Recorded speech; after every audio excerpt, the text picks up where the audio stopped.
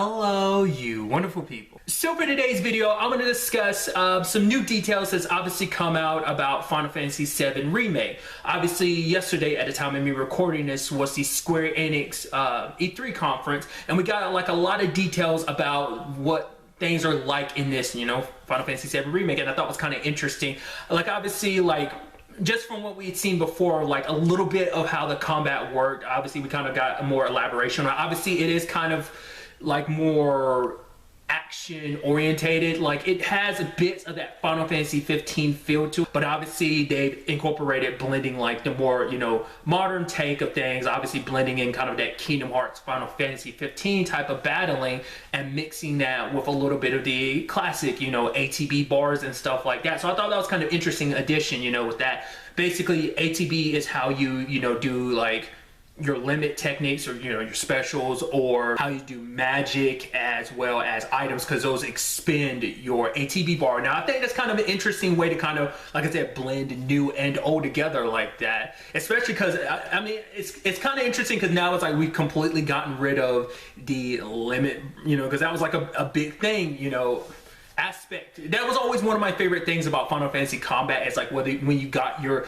limit techniques, obviously in like 9 it was your trance, and in 10 it's overdrives, but you get the point I'm trying to make. But I love the look and feel of it. Like I said, it has that 15 vibe, like / Kingdom Hearts vibe to it, of like, oh, you being able to guard and everything, being able to dodge roll and stuff like that. It's pretty neat. I mean, that's just talking about the combat so far, which looks awesome, but also just the game itself looks awesome.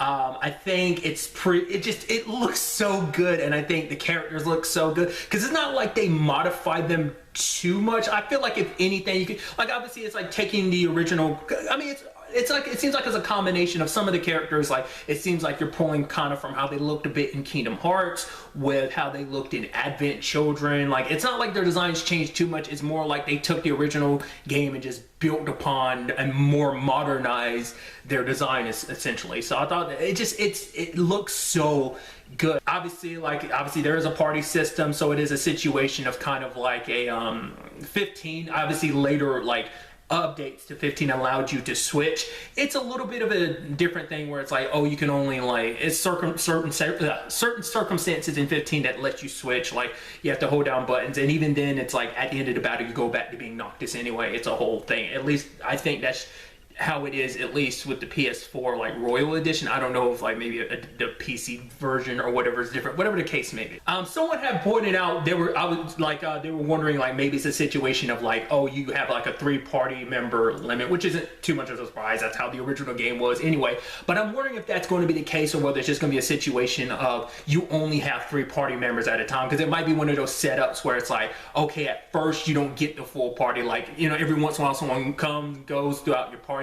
I mean, who knows? Maybe it is that type of situation of like I'm wondering, is it just going to be an excuse why a certain member isn't with you at any given time? Maybe it's going to be that thing of like you only have certain characters at certain points, kind of like a 13 situation, like you bounce back and forth between different groups of characters. Not necessarily that you'll do that, but you'll only have certain party members at certain points in the game, and then maybe at one point you'll get everyone. I'm curious to see how they fully handle that, because obviously they're bringing in the materia system as well too, and I'm so curious to see how they handle the summons as well. But I do really like that, though, kind of getting back to it, like all the different, like, obviously everyone's got their own distinct fighting style. Obviously, Cloud fights the way he does, so does Barrett, so does Tifa. So it's kind of nice that they end up, obviously, finally getting our first reveal of Tifa. She looks great, and also seeing her in combat, like I always appreciate melee fighters, like, who fight with their, like, punches and kicks, and just, it looks so dope seeing her kind of doing her thing. Some interesting details they also brought up too is the fact is that, they were saying like, oh, it's basically going to be 2 Blu-ray disc worth of game. Basically this is the Midgar section, like this chunk that's coming out first, because it does seem like they are still keeping an episodical aspect to it. But it seems like they're dividing the game up into huge chunks. So this entire first game will be Midgar. It won't be the exact game, because there were certain things that people had wondered about. Like, oh, there's certain elements in 7, like Midgar stuff. Like, I can't remember. There's that whole squatting, like I forgot what it was. It's this little mini game that you play in the original game where it just kind of like you have to win this competition or something that Cloud kind of like like that probably won't be there, but obviously there's going to be a whole bunch of side quests and stuff like that. It's kind of what I've, you know, people theorize and stuff like that. So obviously it looks so good, and it looks so cool to be able to probably like, you know, run around Midgar like that. I'd love to see kind of more of like what the scope of everything really is.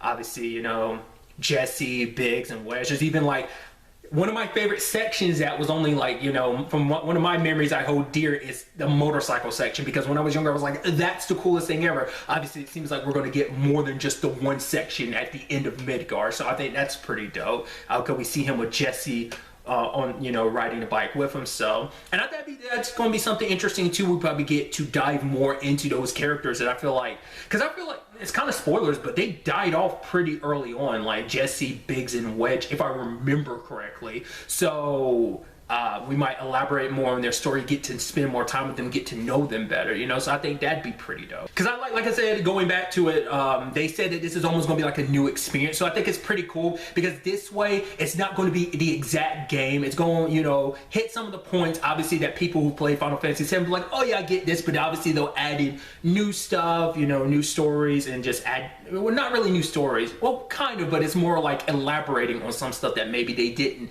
years and years ago, which at this point was 22 years ago when that game came out. 23 by the time the game actually comes out in 2020. I really appreciate this as someone who played Final Fantasy VII and liked it, but I never got too far in it. So this is going to be like a whole new thing for me, because I don't remember Final Fantasy VII as well as other people do, just because it's been years and I never played that much of it. So I am curious like where other characters stand, like, because I don't remember when you meet a lot of the characters. Like I know Yuffie, for example. Yuffie and Vincent, I know you meet them after you leave Midgar, but I don't remember what other characters you meet. Like, are our 4 characters we're seeing in the trailers, are they the only ones you meet in Midgar? Like what I mean is like, you know, Red 13 and Cape Sith, like, what about them? Sid, like, I don't remember. And kind of circling back to like Yuffie and Vincent, because someone had brought up, because I'd forgotten about this, was Yuffie and Vincent are optional characters in the original game, which it's mind-blowing to me, because I feel like Final Fantasy VII might be the last Final Fantasy where like there are optional characters. It's crazy to think about, because like obviously Yuffie and Vincent have popped up in other stuff. Yuffie's literally popped up in Kingdom Hearts. She's like one of the main Final Fantasy characters you interact with in Kingdom Hearts, and just to think that she was an optional character, her entire story is optional, is kind of crazy. Hell, even Vincent got his own game in Dirge of Cerberus, which dives into his backstory and stuff for an optional character. It's crazy to think that, but I guess it's like they gained enough fandom that it's like, oh, of course they exist on their own. Like I said, I'm loving what I've seen so far. I just think it's so good. But this is just how I'm thinking, and this is how I'm feeling. I'd love to know your thoughts in the comments down below. Specifically, let me know if you ever played the original Final Fantasy VII. Did you play it all the way through? Are you like me where you only played part of it? Are you someone going into this situation who's never played Final Fantasy VII at all? Are you a big Final Fantasy fan in general? Maybe you played the others and 7's the only one you've never played, or maybe you've only played like a select few, kind of like myself. Whether you're someone who's played the original Final Fantasy VII or someone who hasn't played it at all, I'd love to know on both camps how you feel about this situation. Are you very excited? Are you not? Are you loving what they're doing? Or you wish they went with a different direction? Let me know your thoughts. I'm very interested to hear what other people have to say about it. But really, that's all I want to talk about. To the next time we meet, be happy, be safe, live life to the fullest, and enjoy it. Good day and goodbye.